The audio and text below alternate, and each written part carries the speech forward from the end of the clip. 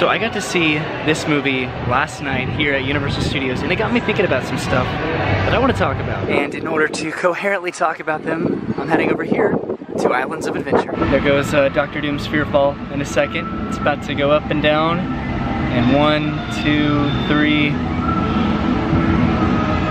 There it goes. I was off by like a second. So I want to talk about Marvel, because if you don't know, if you've been living under a rock, Avengers Infinity War just had its opening weekend. I got to see it last night, on Sunday night of its opening weekend. It has made over $640 million combined with domestic and worldwide revenue from this movie. That is the biggest opening of all time for any movie. It is the most popular franchise ever. And who owns Marvel?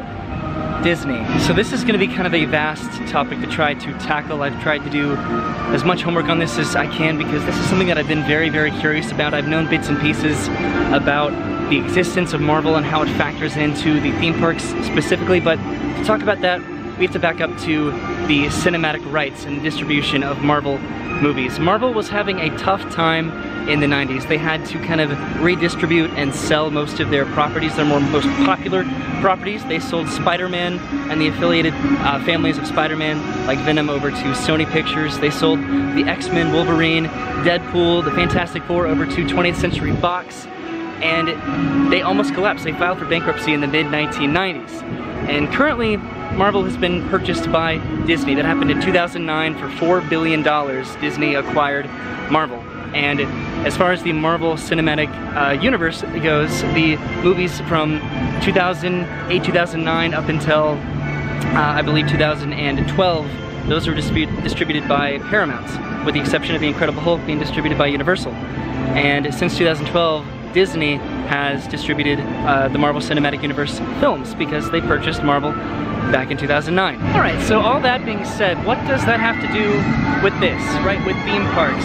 Really nothing, because the distribution and the production of major motion pictures is a separate division than the parks and resorts. So why am I even talking about this? Why is this relevant? Because in the last 10 years, the Marvel Cinematic Universe has distributed 19 movies that have accumulated $15.4 billion in revenue. That is aside from the revenue pulled in by Sony and 20th Century Fox. This is a big, popular property. And why is it just here at Universal Orlando in Islands of Adventure? Just like it did with its cinematic rights, Marvel in 1994 entered into a contract with Universal's parent company, which was then MCA, which is now Comcast, for a Marvel Universe in its second gate theme park, which was going to be Islands of Adventure in 1999. The contract was written in a way where Universal owns the rights to Marvel in perpetuity, or indefinitely, for the foreseeable future, which means Disney doesn't have access to the theme park rights for Marvel, even though they own Marvel. Now, even though Disney did buy Marvel in 2009 for $4 billion, the 1994 contract is still in good standing, and it's not void because they signed it in perpetuity. So Universal owns the rights to Marvel for the indefinite future. Disney doesn't get the rights to use them in theme parks, even though they really want them, because they are building Marvel lands in Disneyland Resort and in Disneyland Paris and in Hong Kong Disneyland. They can't do it anywhere east of the Mississippi due to the contract. So there are 3 ways for the contract to be broken and for Disney to get its rights back. The first is just if Universal decides to close Marvel Superhero Island. That's probably the most likely. The second one is just if Universal decides to not pay the property rights for Marvel, which is probably not going to happen. And then the third is from Marvel's end. They can actually break it, but if they feel that their brand is not being upheld to their standards, which they have to have really, really good and reasonable legal reasoning for that to happen. So it does seem a little bit random, but the verbiage of the contract only affects theme parks east of the Mississippi, so that's why Hong Kong, Paris, Disneyland, they're okay to use these Marvel properties, just not Walt Disney World, not the park that Disney really wants these Marvel properties to be present.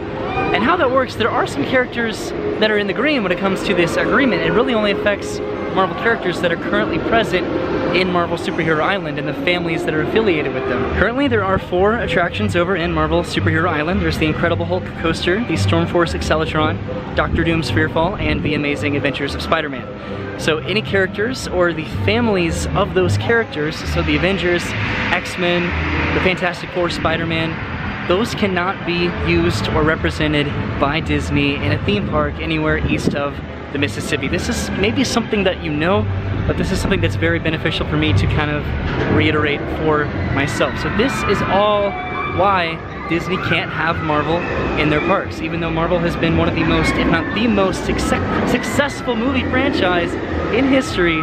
They can't have their own characters at their parks unless they go with other characters that are not represented here, or the contract expires. Expires by means of termination, either from Universal's or Marvel's side. Universal doesn't seem likely to replace this unless they come up with a property that is much more viable than Marvel, which probably not. And Universal can only terminate it for the reasons that I stated earlier if it doesn't represent their property. So it doesn't seem likely, which is why Disney is tiptoeing around this agreement by introducing characters like Doctor Strange and the Guardians of the Galaxy, which don't fall into any sort of family here at Universal, and that's how they can do it. And then there are other exceptions like advertising. So Disney can advertise their movies on their monorails or on their buses if they want to, because it advertises their cinematic movie. That's redundant. But it doesn't fall under the category of a land or an attraction, which is what Universal has the rights for. So I've taken an entire trip around Universal. Let's head inside Marvel Superhero Island. Even though the park closes in 10 minutes, let's see what we can see over here.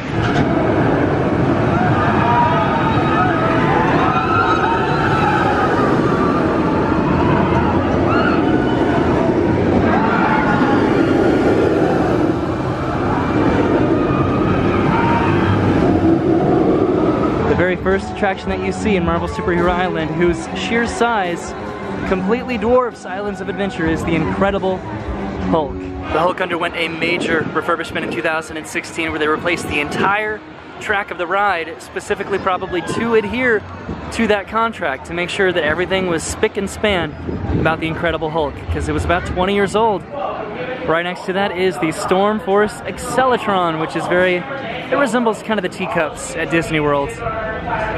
But it's here, so it's staying here. Hi, Storm. Right next to the Hulk, which everybody's running to because the park closes in 3 minutes, is Cafe 4. This is a quaint little cafe, playing homage to the Fantastic Four. Next door is an arcade. So that's Cafe 4, kinda sorta, just a little glimpse inside. There's the Silver Surfer right up there. Ooh, we have a lot of shops to cover.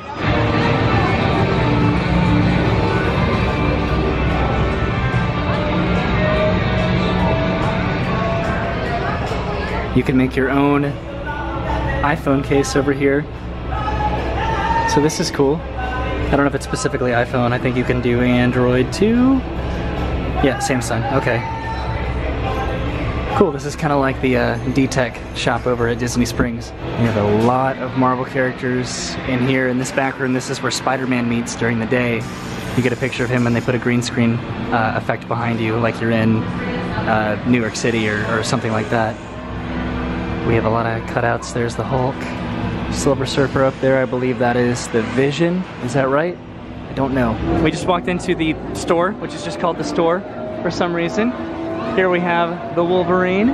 Right down the street we have the Amazing Adventures of Spider-Man. Right down this way is Dr. Doom's Fearfall. And this is just a shop. I like the names of these places. We have the store and the shop. The park is officially closed right now, so they have closed all the doors to the rides and to the shops. So we can't go inside and peruse around really any of the merchandise. But you can imagine, you know, the Spider-Man store has Spider-Man merchandise and so on and so forth. See, that door right there just went down. Man, they close up shop quick. But there's the Amazing Adventures of Spider-Man. We have Doc Ock right here. And is that Storm? She doesn't look like the other Storm. Maybe she does. I don't know. There's Electro right there. And then right here, let's go check this out. Right across from Spider-Man, we have these giant French fry looking things, which pretty much shows the families that are represented here, as well as the families that are not technically in the rides, but they are the families like Captain America, like the Fantastic Four. We have Iron Man, we have Hulk. We have a lot of characters. There's Black Panther right there. Here's the the Fantastic Four right here. We have Spider-Man, we have Hawkeye, She-Hulk, Wolverine, there's Thor, and I guess the Wasp is right there. Then we have Ant-Man right down here. Yeah, so this kind of concretes the characters that Universal can use and license.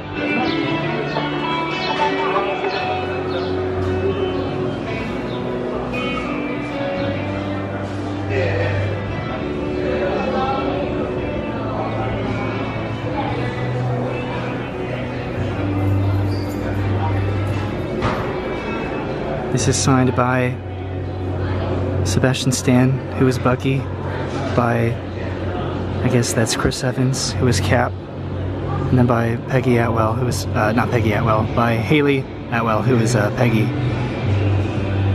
The shop has a lot of comics and cool paraphernalia in it. This is a much more sinister looking version of the Hulk. Can't really see him. There he is. That's kind of scary.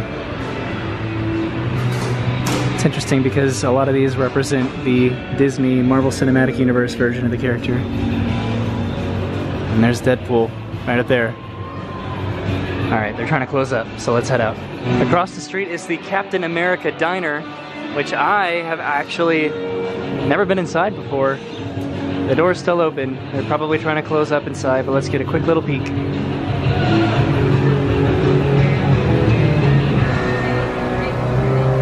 Why haven't I been in here?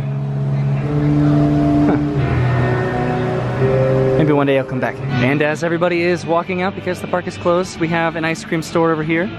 We have that diner that I just checked out. We have Captain America, we have Thor, we have Iron Man. We have that comic store over on this side. We have some bathrooms right in there, and then we have the Daily Bugle right over here. Right next to Doc Ock is a tiny little boutique store whose doors have closed, but man, this is like the smallest little store I think I've seen. I've never come in here. I need to come in places more often. They have like little Marvel dresses in there.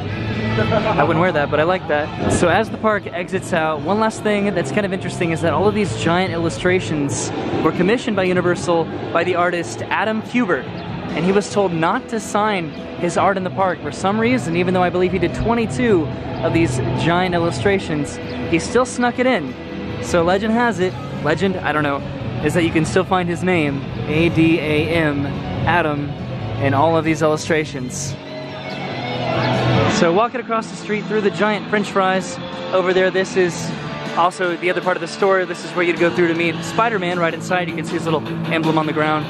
The area behind the store, this is the smoking section, but you get a really nice view of the park and of the Incredible Hulk roller coaster. And then right over here, it's Stark Industries, which is a little bit, you know, less elaborate than its movie version, but here it is. This is Stark Industries.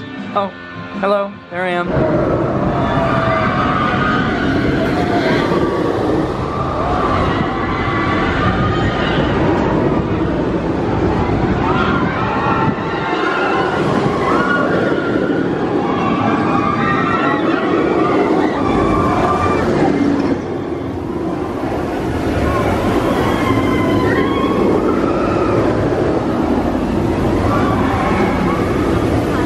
The park has been closed for half an hour now, so I should probably see my way out, but thank you for coming with me today and letting me kind of talk through the history of the Marvel universe and how it works when it comes to the cinematic rights and the theme park rights and Disney versus Universal and the distribution and how it all works. And I got this information from an article that I'm going to put in the description below, because it's an Inside Universal article that goes much more in depth than I tried to. I tried to make sense of it, but hopefully I wasn't too inaccurate. I'm trying not to put this shadow in front of my face, but I try to be as accurate as possible when it comes to this information because it can get kind of confusing, and it still is pretty confusing, and there's an open-ended solution to this because Universal could hold on to this for really as long as they want. If they wanted to introduce a new attraction or part of this land, they would just have to go through Marvel, and Marvel can't say no to it unless it damages the brand of the property. So Universal could piggyback on Disney's success with this franchise and do some really cool things here.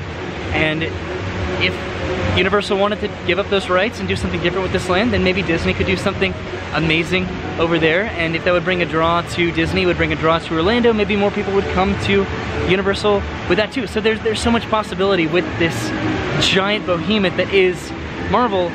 Either way, I want to see something new. I want Universal to do something new here, or I want Disney to do something new over there.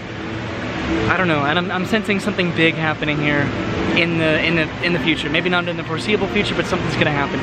But thank you for coming with me today, guys. I should probably go because I don't really see anybody else now, so I'm kind of scared. So have a good day, and I will see you soon. Sorry for holding this in front of my face, but I had a good day today, so goodbye.